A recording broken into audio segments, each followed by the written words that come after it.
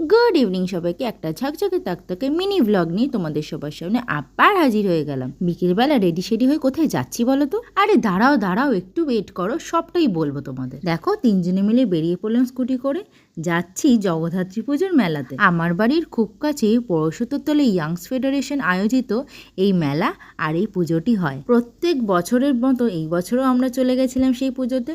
আগে তোমাদের মণ্ডপটা দেখিয়ে দিই, আর এই হলো মায়ের সেই সুন্দর মুখখানি, যেটা দেখে সত্যিই মনটা ভরে যায়। তারপর আর কি, টুকটুক করে ঢুকে পড়লাম মেলার ভিতরে। কি না বসেছে, কানের দুল থেকে শুরু করে কসমেটিক্স, খাওয়ার দোকান, বইয়ের দোকান, তারপরে ফলস আর্টিফিশিয়াল যত গাছের ফুলের দোকান, ব্যাগের দোকান, কি না ছিল। সঙ্গে ছিল বাচ্চাদের অনেক খেলনার দোকান, আর মেয়েদের তো একটা পছন্দের জায়গা রয়েছে, কাপ সেটের দোকান, সেটাও বসেছিল।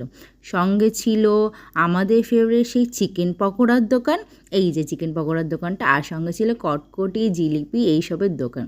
তারপরেই চলে গেছিলাম আর একটা জায়গায়, সেই জায়গাটা ছিল ফুচকা আর সঙ্গে পাপড়ি চাট, তারপরে ঘুগনি, এইসবের দোকান ছিল সেই জায়গাটা। এই দেখো কি সুন্দর সুন্দর লাইট বসেছে এখানে, লাইটগুলো ভীষণই সুন্দর ছিল দেখতে। তারপরে দেখো সেই গলিতে ঢুকে পড়লাম, ওই যে ফুচকা, পাপড়ি চাট, ঘুগনি, কি না ছিল। এখান থেকে আমার বর খেয়ে নিল এই যে ঘুগনি। এরপর আমরা তিনজনে মিলে খেলাম চিকেন পকোড়া, তারপরে মেয়ে আর আমি খেলাম জুস। এবার যখন বেরিয়ে আসছিলাম, হচ্ছিল মায়ের আরতি।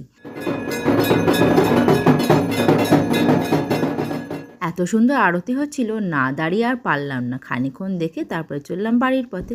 ভিডিওটা তাহলে এই অবধি, লাইক কমেন্ট শেয়ার করে দিও। By everyone.